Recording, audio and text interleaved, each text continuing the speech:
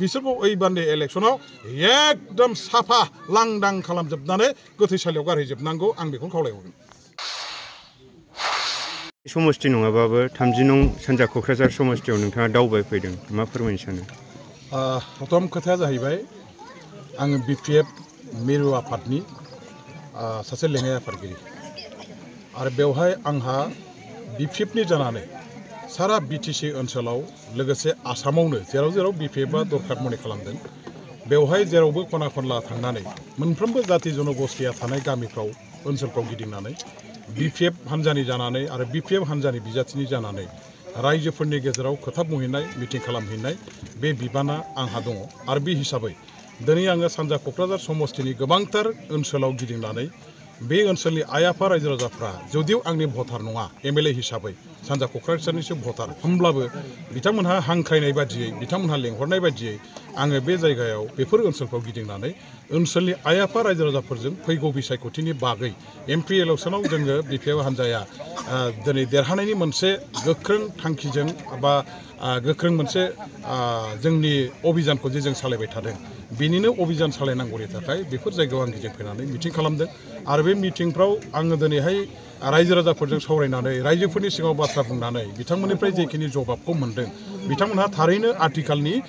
BTC सालायनाय UPPL हान्जा आरो बिथांमोननि लोगो हान्जाखौ रावबो मोजां मोनला। थांनाय बोसोरब्रैनि सरकार सालायनाय समाव बे UPPL हान्जानि दैदेननाय जे BTC सरकार दङ बे सरकारफ्रा थारैनो रायजो राजाफोरनि जेबो मावना होनो हायाखिसै। बे गासै बे ओनसोलाव जेसेबां रायजो राजाफोर दं बिथांमोनहा बेखौ जोंनि सिगाङाव सिखार जादों फोरमायदों आरो बिनि थाखाय दिनै ओनसोलारि आइ आफा रायजो राजाफ्रा जाति जनगोष्ठीनि जोंनि बिदा फंबायफ्रा UPPL हान्जाखौ थांनाय समफ्राव मदद खालामदोंमोनब्लाबो बिथांमोनखौ भट होनानै देरहानायाव सहाय खालामदोंमोनब्लाबो दिनै बे हान्जाखौ थारलायै नागारनानै गोदानै BTCआव मोनसे BPFनि दैदेननायाव सरकार लाबोफिननांगौनि थाखाय दानिफ्रायनो नैबे MP इलेक्सननिफ्रायनो BPF हान्जाजों सिथाबनानै थाफानानै BPF हान्जाखौ देरहाहोनो थाखाय बिथांमोनहा साखाफारा जादों आरो बिथांमोनहा जोंनि सिगाङावहाय जबानखौ होदों। दा बे हिसाबै दिनै आङो बे जायगायाव गिदिंफैनानै दिनै प्रथमबारनि थाखाय रायजो राजाफोरखौ लोगो मोनदों आरो रायजोफ्रा जेखिनि बाथ्राखौ दिनैहाय आंनि सिगाङाव फोरमायदों बेखौ मोननानै थारैनो जोङो मोनसे गोसोआव बोलो मोनदों आरो गोजोननाय मोनदों जे BPF हान्जाया ओइबार सानथ्र'हायै लाख लाख रायजो राजाफोरनि सहाय सहजुगिताखौ मोनगोन आरो रायजो राजाफ्रा गोसोजों देहाजों मोनसे थिग खालामबाय जे ओइबारनि बिसायख'थियाव MP इलेक्सनाव BPFखौ देरहाहोनो थाखाय बिथांमोनहा सांग्रांथि बिथांमोननि गेजेराव दंसै आरो साखाफारा जाबाय आरो बेनो दिनै जोंनि BPF हान्जानि थाखाय मोनसे गोजोनथाव बाथ्रा आरो थुलुंगाथाव बाथ्रा। फैबाय थानाय MP बिसायख'थिनि थाखाय कंग्रेस दोलोनिफ्राय गर्जन मोसाहारि आरो UPPL दोलोनिफ्राय जयन्त बसुमतारी MLA बिथांमोना टिकेट होनो थांगासिनो दं। बिब्दिब्ला BPFनि थाखाय बिथांमोना फेक्टर जानो हागौ नामा? जाय जाय हान्जाफ्रा फैगौ MP बिसायख'थियाव बिथांमोनहा बाहागो लागोन आरो जायफोरखौ बिथांमोनहा गावबागाव दोलोनि बिजाथि हिसाबै थिसनगोन आं बिथांमोनखौ साफ्रोमनोबो शुभेच्छाखौ जानायगोन। भारतीय संबिजितनि गणतान्त्रिक बेबस्थानि मोनसे बेयो जिहेतु उत्सव इलेक्सना आरो बे उत्सवआव बयबो हान्जाहानो गावबागाव बिजाथि थिसननानै बिसायख'थियाव बाहागो लानायनि मोन्थाय दङ बे हिसाबै बिथांमोनहाबो बाहागो लागोन। खिन्थु मोनसे खोथाया बे जे UPPL हान्जाया दिनै मोनसे रुलिंआव दङखाय बिथांमोनहा जोंजों बादायलायनायाव जोङो एसे बांसिन माने परिश्रम खालामनांगोन बे नंगौ खिन्थु बिसोर देरहानो हाया देरहागोना जोंनो देरहागोन मानो होनोबा BTCनि दानि सरकारखौ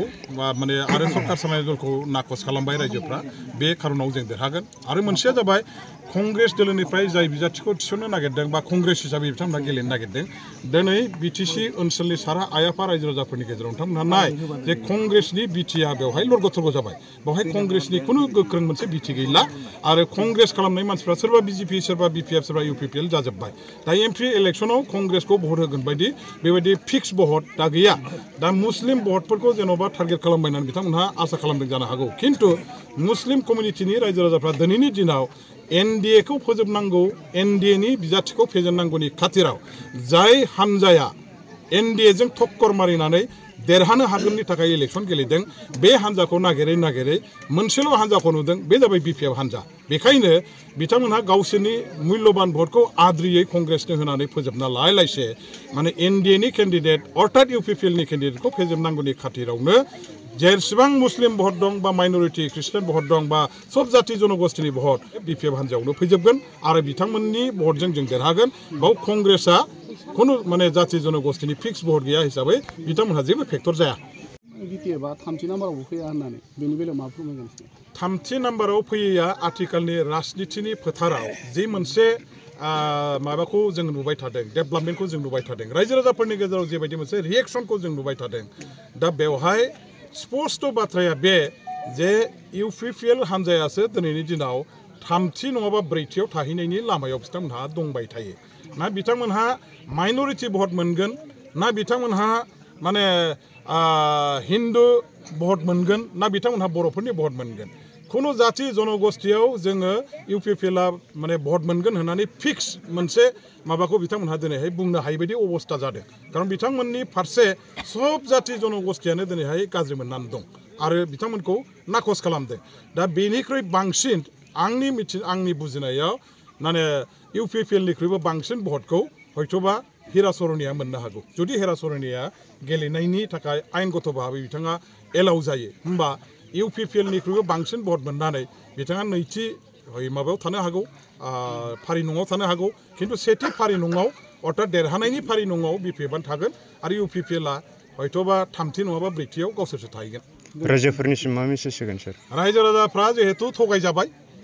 इउपिपिएल सरकारा इलेक्सन समाव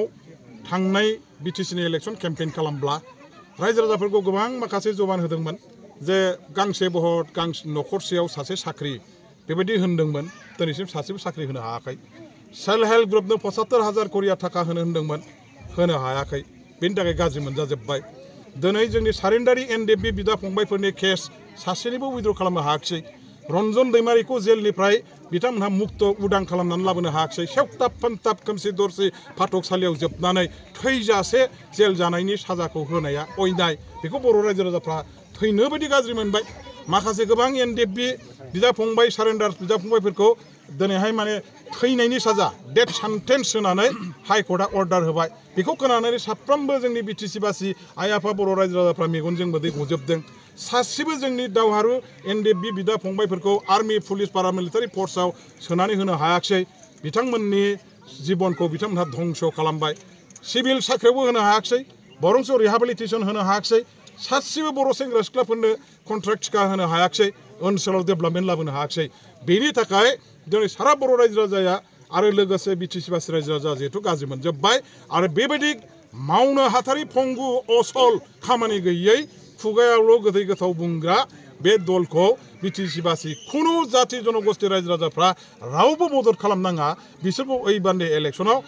एकदम साफा लांदां खालामजोबनानै गोथैसालियाव गारहैजोबनांगौ आं बेखौ खावलायहरो